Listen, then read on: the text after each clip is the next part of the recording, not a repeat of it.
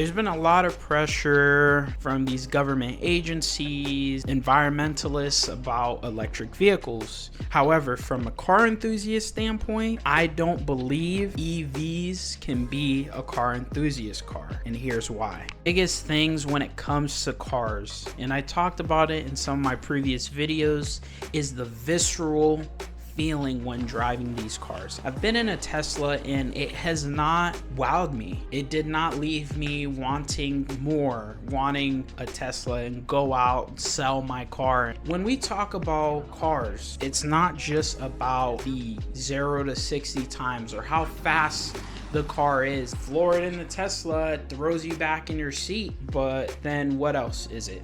You know, they're great commuter cars. However, they're not designed for the enthusiasts. They're all about the seamlessness of driving and all this automated stuff and technology.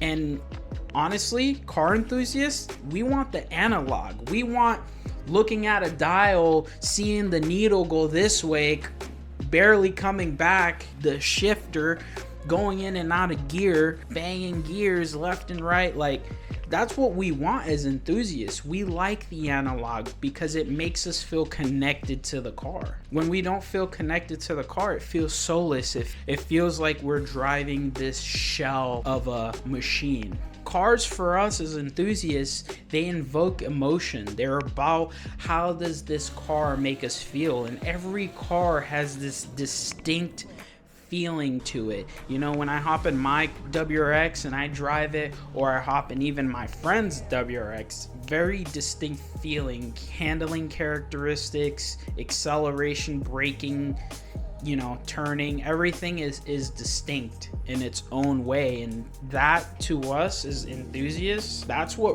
really makes us, you know, yearn for all these JDM cars and all these American muscle and all these different internal combustion petrol engines, because they're distinct. V8, V6, flat 4, inline 6, they're all distinct and they sound distinct. I hope that you guys enjoyed this video. If you made it this far, you're a superstar. Thank you for watching.